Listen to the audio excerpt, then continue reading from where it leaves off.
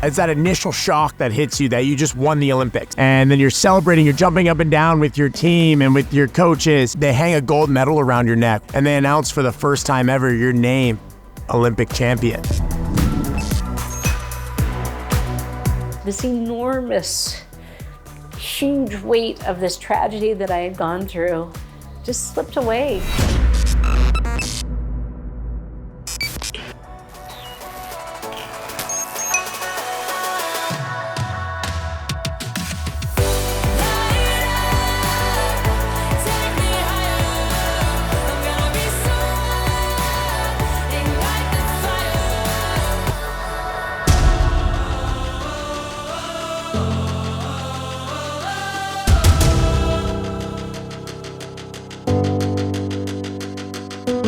My name is Connor Fields, and I am an Olympic gold medalist in the sport of BMX racing.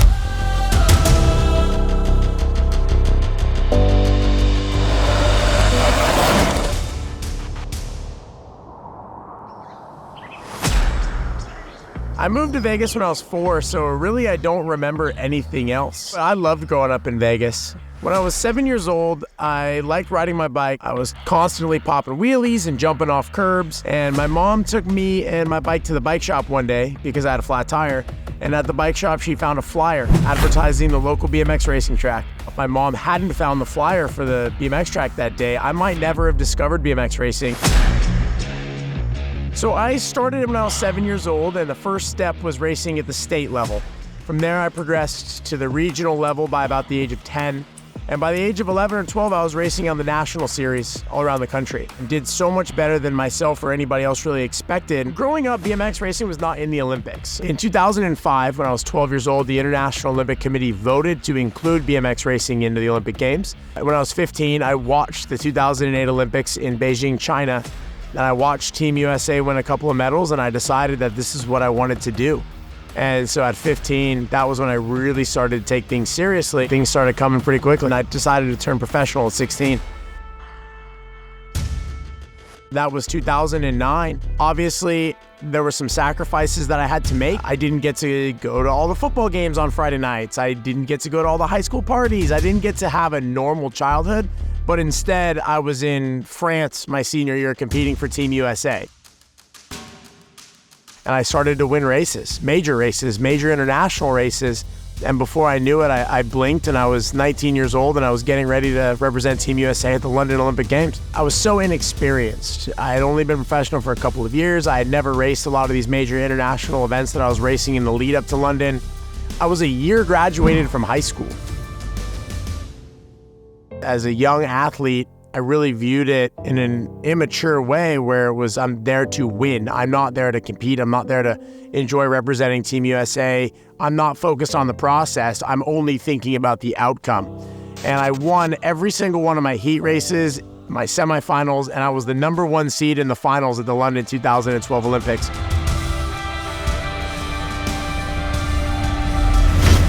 And I completely blew it. And that was devastating, you know, and when you're that age, you don't really understand that life will go on and things like that. And I had to wait 4 years to maybe have another chance. And that was very hard. I went through depression. It took a lot out of me, but it was a lesson that I ultimately had to learn. As we got into the 2016 Olympic year, I was doing really well at a lot of events. I had won the national championships. I was getting podiums at World Cups.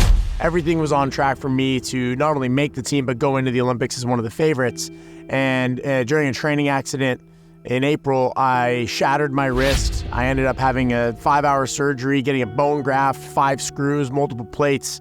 It was a whole mess. I only made the team on a discretionary nomination, and I barely even made it to the starting line in Rio. My wrist was still technically broken. The doctor couldn't legally clear me. If it had been any other event other than the Olympics, I would never have raced with a broken wrist. But being that it was the Olympics and that it only comes around once every 4 years, I was legitimately willing to break my wrist again to try. That's how bad I wanted this goal. I dedicated my entire life to this goal. I had made so many sacrifices to get to this point to have a chance that nothing was going to stop me from at least trying. And I learned the hard way in London, where I won everything leading up to that final, and I didn't win the final, that none of the other stuff matters. So my entire mindset going into the Olympics in Rio was do what you got to do to make it to the final and then make that final count. I was not the #1 seed this time like I was in London, but in that final, I had the best race of my life. I executed to 100% of my abilities, which was my goal. I rounded the first corner in second place behind my teammate, the fellow American. I just went for it, and I was able to advance past my teammate. I do remember as I rounded the final corner, kind of realizing that I was winning. And I had this brief moment of, shock. And then I had to remind myself, it's not over yet, focus, get back into it. You win the race, you cross the finish line, and it's that initial shock that hits you that you just won the Olympics. And then you're celebrating, you're jumping up and down with your team and with your coaches. It's excitement, it's relief, it's pride, it's thankfulness, all of these at the same time. A few minutes later, you go to the podium and they hang a gold medal around your neck while they raise the US flag and they play the national anthem. And they announce for the first time ever your name, Olympic champion. And I live in Las Vegas, 23 years old, win the Olympics, not a bad place to go home to. You have that high, that feeling of winning the Olympics, and you know what it feels like. There's nothing in this world that is gonna compare to that. So of course I wanted to do it again. So I just continued, try to win the race in front of me, try to win the next race. So as we get into 2020, I'm winning races, I'm in great shape, everything's on track, and then COVID hits. We're all aware of the gravity of the COVID-19 crisis around the world and right here in Nevada. For the first time in the history of the Olympics is postponed. So there's not really a playbook of how you deal with this. And throughout the entire year of 2020, I think everybody was kind of wondering, are the Olympics actually going to happen next year? So mentally, it was an exhausting challenge to train for an event that you weren't 100% sure was even going to happen. But as we got into 2021 and we learned the Olympics were going to move forward, training camp went as well as it possibly could have, and I was in the best shape of my life as I boarded that flight for Tokyo. I remember telling people in the media, I've had a good Olympics, I've had a bad Olympics, I've had a pre-Olympic injury. There's nothing I haven't seen before. But as we went into it, I knew what I needed to do to be successful. I crushed it on quarterfinals day. I won my quarterfinal almost with ease, and I entered the second day as the #1 seed and on pace to have a shot to repeat as Olympic champion. Now on day number 2, there was a rain delay. I asked one of the coaches if we were on schedule or what was going on, and the next thing that I remember was waking up in a hospital bed. My phone was next to me, and I turned it on, and I saw that the date was 5 days later, and that I had hundreds of messages and missed calls. And so I'm trying to figure out what's going on. I open up my phone, and immediately I start seeing videos of the accident, slowly kind of piecing everything together. The crash happened in the last of the semifinal rounds. It was 15 minutes before the gold medal race. I collided with a French rider, and I went down very hard, face first. I had 4 brain bleeds. I had injury to my frontal lobe, my parietal lobe, my corpus callosum, and my brain stem.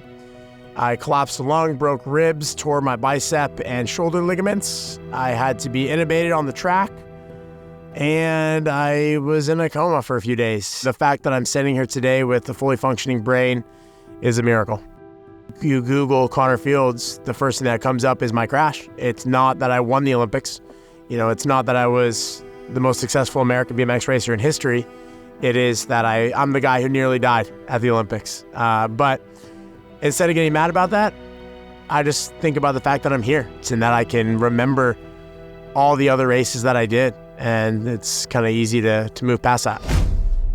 A lot of people think that I'm crazy and that high-level athletes are crazy because immediately the first thing I started thinking of was, all right, only 3 years till the next one. There's been a delay. Got to get it back. And that was just the competitor in me didn't want to go out that way. So I went through all the rehabilitation, shoulder reconstruction, about a year's worth of rehab, and I immediately rode again. Just to see how I felt. And I actually felt pretty good. And physically, I was young enough to make one more run, and I really had to wrestle with the fact of, do I want to go out that way? Do I want 22 years of my career and the last thing to be a race that I don't even remember when I was so close to having a chance to repeat as Olympic champion?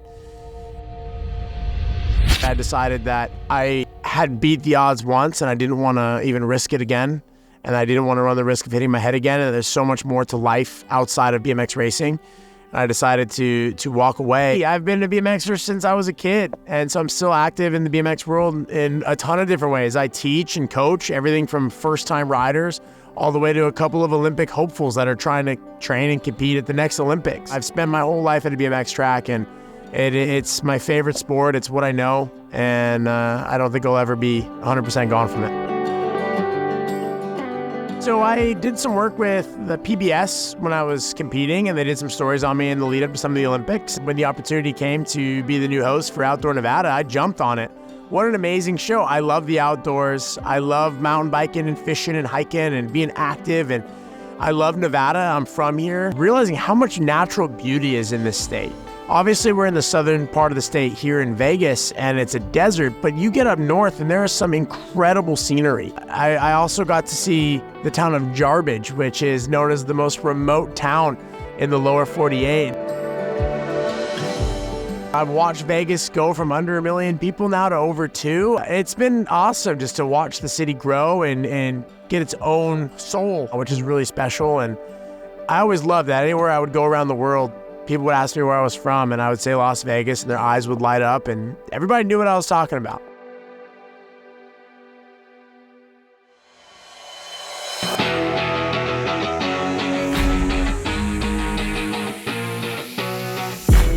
There is a complete misconception between BMX racing and BMX freestyle.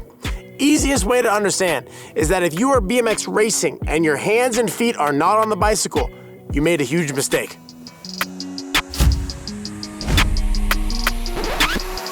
I get asked all the time, can you do a backflip?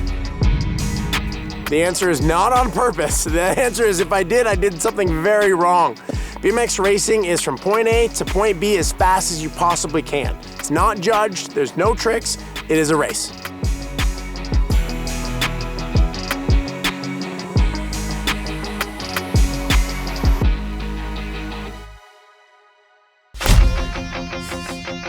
What's going on? Connor Fields here, and I'm going to teach you a little bit about the sport of BMX racing. We are here at Boulder BMX, where I started racing back in 1999, and I am standing right here on the starting line. This gate will come up, and up to 8 riders will line up in the gate goes down, and the race begins. Where you start the race is determined completely randomly. After the gate goes down, the first thing that you'll see is the white line down there, and I'll show you what that means next. The start of a BMX race is all about strength and explosiveness, as we are the engines for the bicycle. So you're launching into the race here, and the first thing that you'll see is this white line here. This is the 30-foot line, and you are not allowed to leave your lane for the first 30 feet. You've got to go dead straight. Once you get across this line though, you can begin jockeying for positions with the other riders. Behind me, you'll see the lights. Those lights will flash when the gate is about to drop and tell you it's time to start the race. This is what BMX tracks are all about and why the kids love it, the jumps. Every track is gonna have a different layout, different size jumps, different shapes, and that's what makes it fun. No two tracks are the same.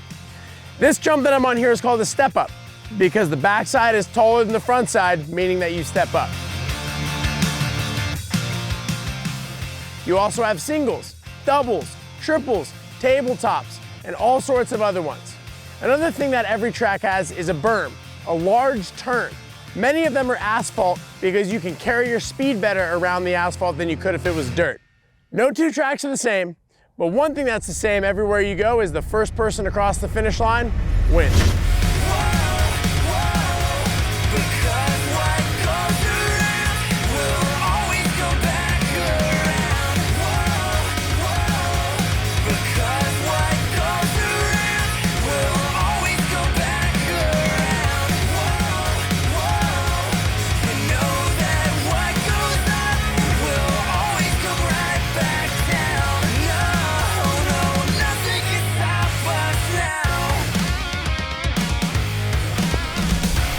If you thought this was cool, make sure you check out usabmx.com to learn more and find a track near you.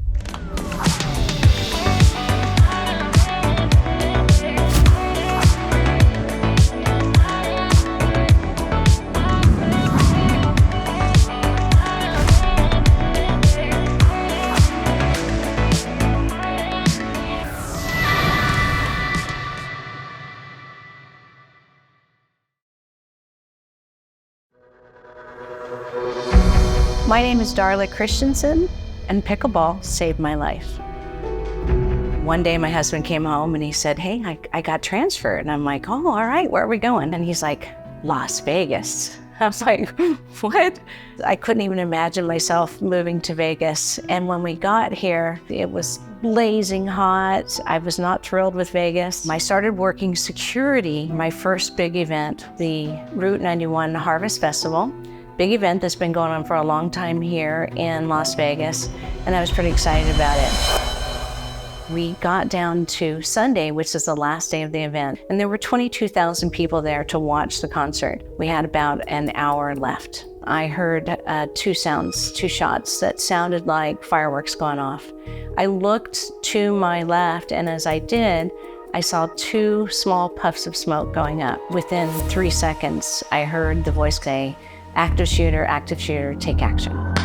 Most people didn't know what was going on. They were sort of stunned, and I just started yelling at people, let's go, come on, follow me.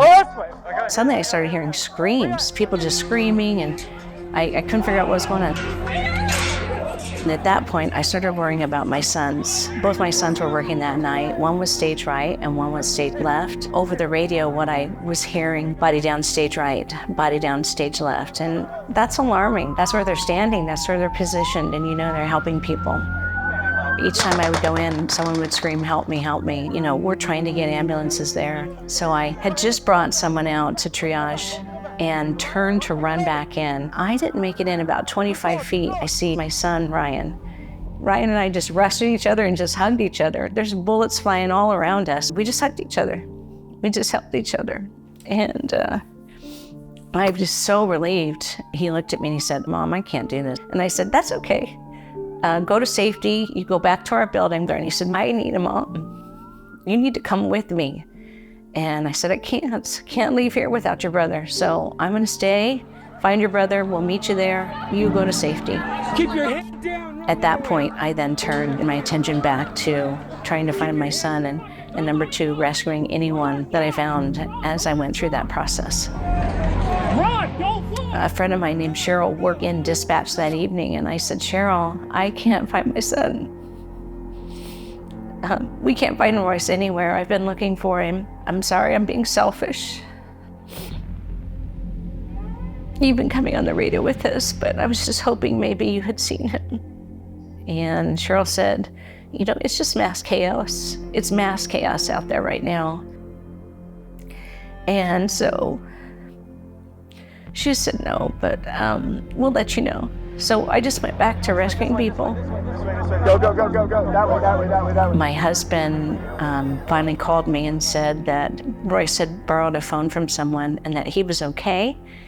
He had been behind Jason Aldean's tour bus during the shooting and had survived. While he was hunkered down, he could feel the shards from the bullets hitting the stage. So it was holes in everything. We're just so amazed that all three of us had made it out.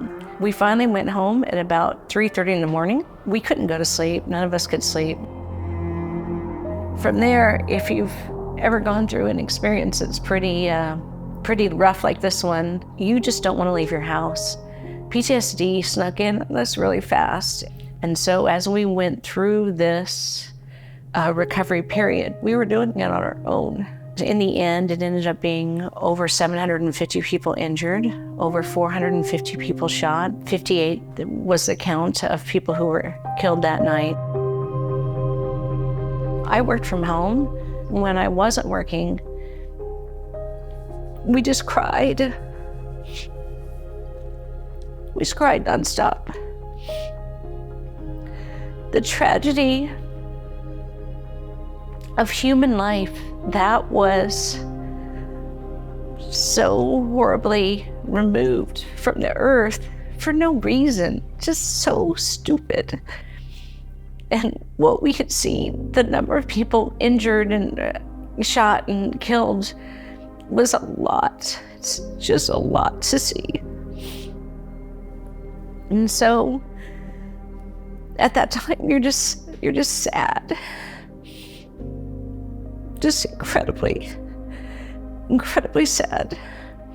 I just felt nothing I had lost all ability to feel anything. I felt nothing. It was a numbness that had taken over my life. My life was spiraling out of control. And the person that I was before the shooting was no longer.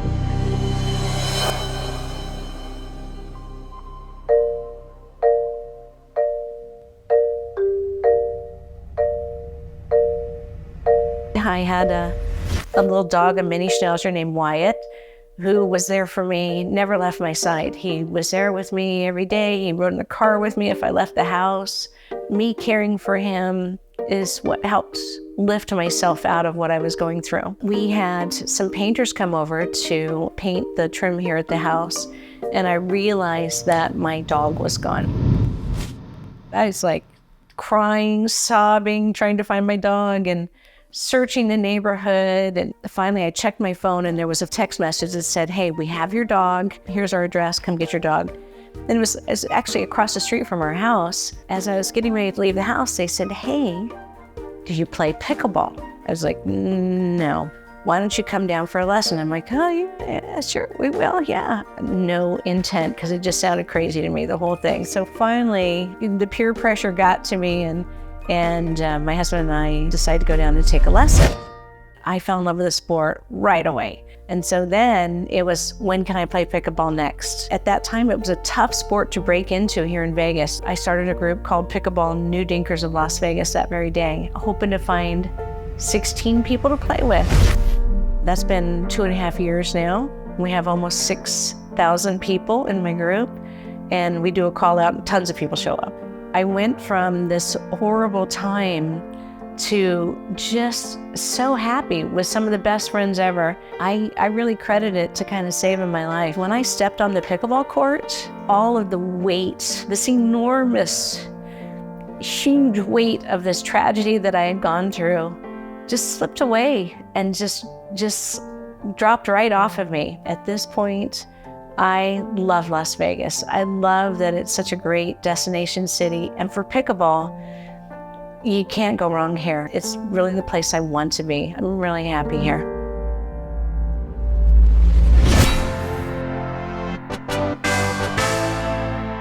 Hi, I'm Darla Christensen. I'm here at the rooftop on the 5th floor at the Plaza Hotel, where we have 12 dedicated courts. Let's learn how to play this great game. It was invented in 1965. It's a combination of tennis, ping pong, and badminton. This is a paddle. This is a pickleball. The court is 44 feet deep. It is 20 feet wide. What's very specific to pickleball is we have something called the non-volley zone or the kitchen. It's 7 feet from the net, and it's an area where you cannot step into if you're going to take a volley. You also can't fall into it after you hit a volley. However, as long as you let the ball bounce, you can step in there and hit a ball safely over the net. Scoring in pickleball is pretty easy. In a rec game, we play to 11, win by 2 points. You need to serve to be able to get a point. There's a few rules to know about the serve. Number 1, it must be an underhand serve. You cannot serve overhand or roll it over from the side. Secondly, you must strike the ball below your waist. We're going to be serving diagonally across the courts. It must clear the net and the kitchen line on the other side to be considered a good serve. In addition, you cannot step on or over the line, the white line at the baseline, until after you strike the ball. So there are 4 general strokes. The first one is a serve, ground stroke, a volley, and a dink. A rule in pickleball is the 2-bounce rule. When the serving team serves, it must first land on the receiving side and bounce. The receiving side then will hit it back to the serving side. They must first let it bounce before they hit it. After that, it's anything goes. One of the best things about pickleball is that after an hour lesson, you can play this game. We're going to play the producers of this show, Tommy and Jeremy. Let's go. What'd she say? It's not in the script. Darla, it's not in the script. Yeah, let's play pickleball. They gave me the green light, I'ma go. This is something you should already know. I said it already before, and I'm a winner. No matter what you say or do, I'll always win, not lose. I don't think you're hearing me, hey. I'm a winner. I'm here, don't forget.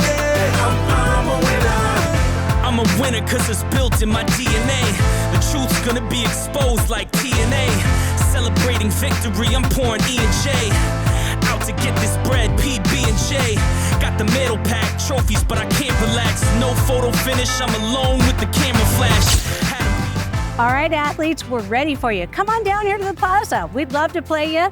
Raiders, Golden Knights, Ace, Aviators, we're ready for you.